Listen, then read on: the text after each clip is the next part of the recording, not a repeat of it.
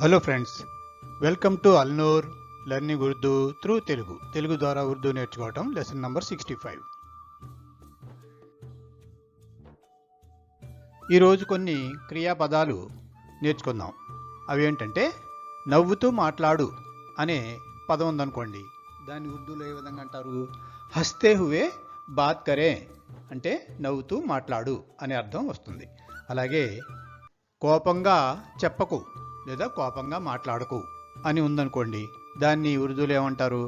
గుస్సేసే మత్ బోలో అని కూడా అనొచ్చు, లేదా గుస్సేసే మత్ బాత్ కియా కరో అని కూడా అనొచ్చు. ప్రేమగా మాట్లాడు అని ఉందనుకోండి, దాన్ని ప్యార్ సే బాత్ కియా కరో అని కూడా అనొచ్చు, కరే అనొచ్చు, ప్యార్ సే బాత్ కరో అని కూడా అనొచ్చు.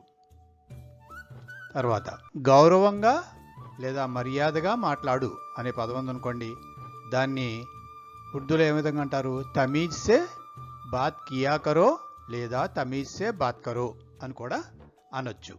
ఇప్పుడు ఈ వాక్యాల్ని మనం ఉర్దూలో ఏ విధంగా ఉపయోగిస్తారో నేర్చుకుందాం.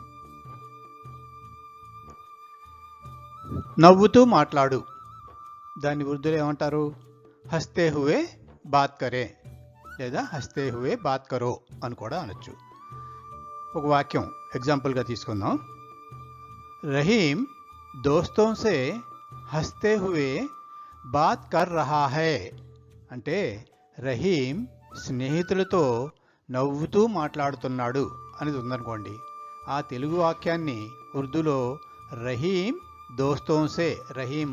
దోస్తో సే అంటే స్నేహితులతో, హస్తే హువే నవ్వుతూ, బాత్ అంటే మాట్లాడటం, కర్ రహా హై చేస్తున్నాడు మాట్లాడుతున్నాడు అని అర్థం వస్తుంది. రహీం దోస్తో సే హస్తే హువే బాత్ కర్ రహా హై రహీం స్నేహితులతో నవ్వుతూ మాట్లాడుతున్నాడు అనే అర్థం వస్తుంది. అలాగే సల్మా అప్నీ సహేలీ సే హస్తే హువే బాత్ కర్ రహీ హై అని ఉంటుంది. ఇక్కడ ఆడపిల్ల స్త్రీలింగం వచ్చినప్పుడు రహీ హై అని వస్తుంది అనమాట ఆఖరిలోని. ఇంతకుముందు మనం రహీం గురించి ప్రస్తావించినప్పుడు రహా హై అని వచ్చింది కదా, బాత్ కర్ రహా హై అని. ఇప్పుడు సల్మా అనేది స్త్రీలింగం కాబట్టి ఆఖరిని మనం రహీ హై అని అనాలి. సల్మా అప్నీ సహేలీ సే హస్తే హువే బాత్ కర్ రహీ హై అని అనాలి. సల్మా తన స్నేహితురాలితో నవ్వుతూ మాట్లాడుతుంది అని అర్థం వస్తుందన్నమాట. సల్మా అప్ని అంటే తన అని అర్థం వస్తుంది. సల్మా అప్ని సహేలీ సే స్నేహితురాలితో హస్తే హువే నవ్వుతూ బాత్ కర్ రహీ హై మాట్లాడుతూ ఉంది అనే అర్థం వస్తుంది.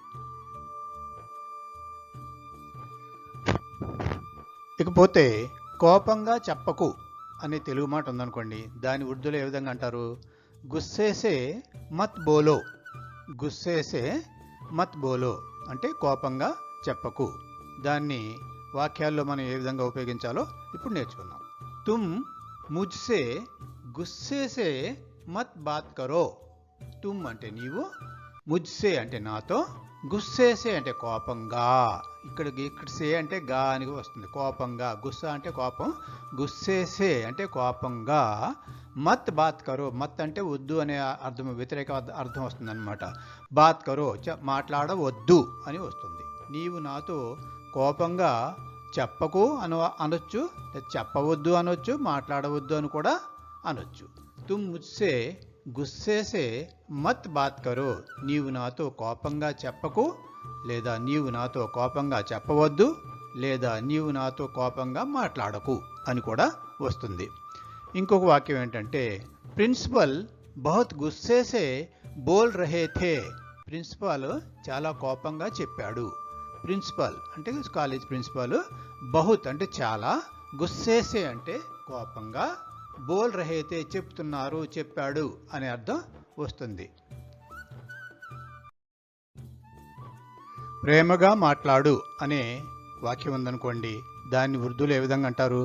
ప్యార్ సే బాత్ కియా కరో అంటే ప్రేమగా మాట్లాడు అనే అర్థం వస్తుంది. దాన్ని ఇప్పుడు ఉర్దూలో ఏ విధంగా ఉపయోగిస్తారో చూద్దాం. కిషోర్ సీతా కే సాత్ ప్యార్ సే బాత్ కియా కరో. కిషోర్ని చెప్తున్నాం అనమాట. కిషోర్ సీతతో ప్రేమగా మాట్లాడు అని. కిషోర్ సీతాకే సాత్ అంటే కిషోర్ని పేరు పెట్టి పిలిచి సీతాకే సాత్ సీతతో, సాత్ అంటే తో, ప్యార్ సే ప్రేమగా, బాత్ కియా కరో మాట్లాడు. కిషోర్ సీతాకే సాత్ ప్యార్ సే బాత్ కియా కరో.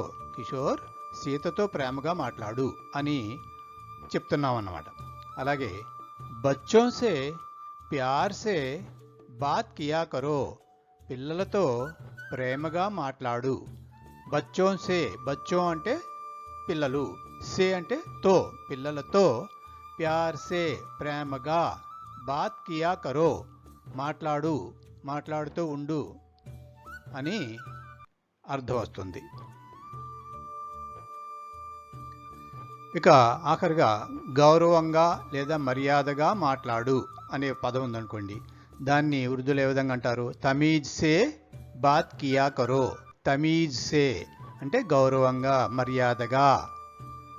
బాత్ అంటే మాట, కియా కరో మాట్లాడుతూ ఉండు అని అర్థం వస్తుంది. గౌరవంగా మాట్లాడుతూ ఉండు. తమీజ్ సే బాత్ కియా కరో అనేది అర్థం.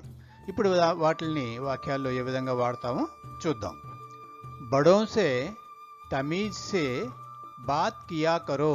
బడోं से అంటే పెద్దవారితో, తమీజ్ సే గౌరవంగా, బాత్ కియా కరో మాట్లాడు, మాట్లాడుతూ ఉండు. పెద్దవారిని గౌరవించాలి అనే దానికి అర్థంగా పెద్దవాళ్ళతో మాట్లాడేటప్పుడు గౌరవంగా మాట్లాడాలి అని చెప్తున్నారన్నమాట. అలాగే ఔరతోं से తమీజ్ సే బాత్ కియా కరో. ఆడవారితో గౌరవంగా మాట్లాడు.